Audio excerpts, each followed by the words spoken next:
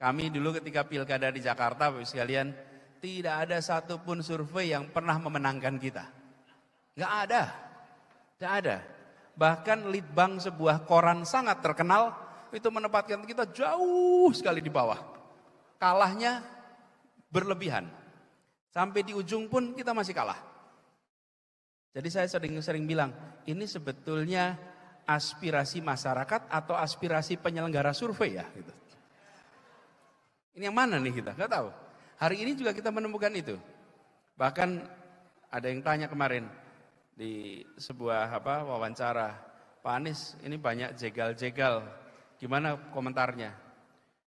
Saya komentari gini, mungkin yang menjegal-jegal itu sedang mengatakan bahwa survei aslinya tidak seperti itu. Loh, iya. Karena kalau di survei nomor 3, buat apa dijegal? Kan nomor 3. Kalau surveinya nomor 3 tapi tetap menjegal, mungkin dia punya survei yang sesungguhnya yang kita tidak tahu. Ini logika sederhana saja.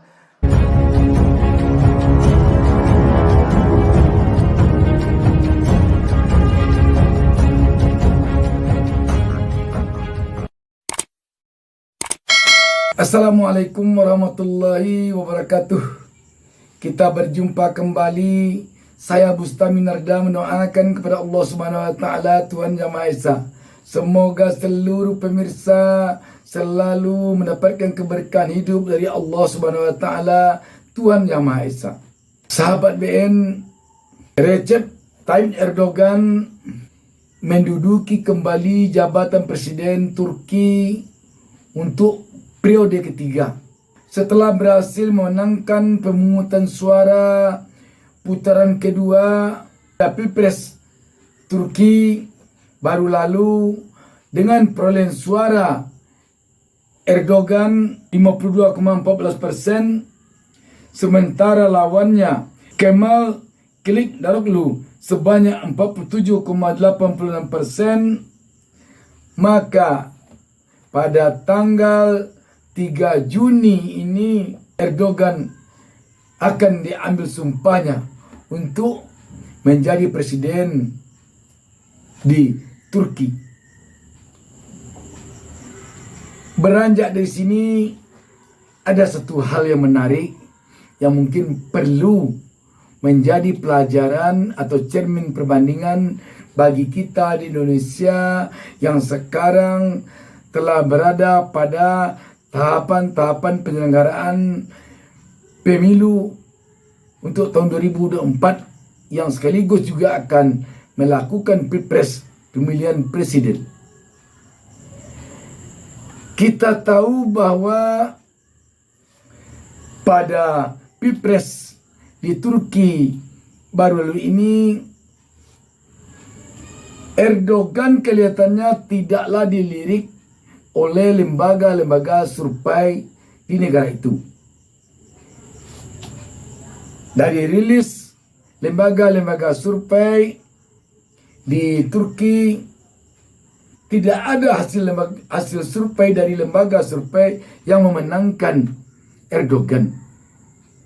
Erdogan selalu kalah dari setiap hasil survei yang dirilis lembaga-lembaga survei di negara itu. Tetapi apa yang terjadi? Erdogan ternyata berhasil memenangkan pilpres di Turki ini. Artinya apa? Ternyata tidak mutlak kemenangan hasil survei seiring dengan kemenangan di TPS.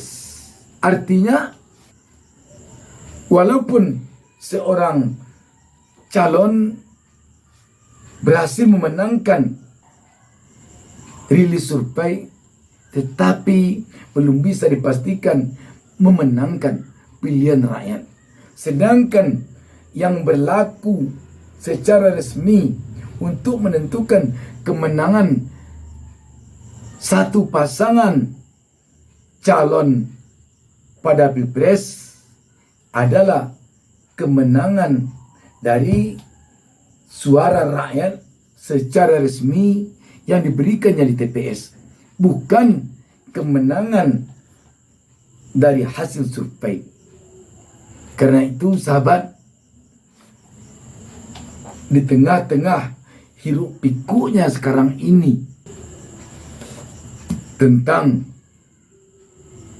pro kontranya kepercayaan rakyat pada hasil survei, lembaga-lembaga survei di negara kita, agaknya rakyat perlu mempedomani Pilpres negara Turki, di mana calon yang dimenangkan oleh lembaga-lembaga survei ternyata bisa dikalahkan oleh suara rakyat. Calon yang dikalahkan oleh lembaga-lembaga survei bisa dimenangkan oleh suara rakyat.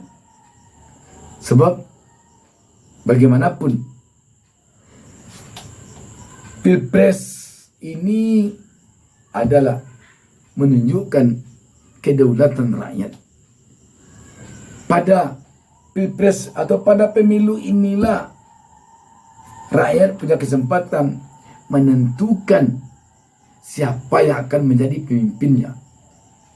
Karena itu, yang menentukan kemenangan salah satu pasangan calon bukanlah lembaga survei, tetapi rakyat.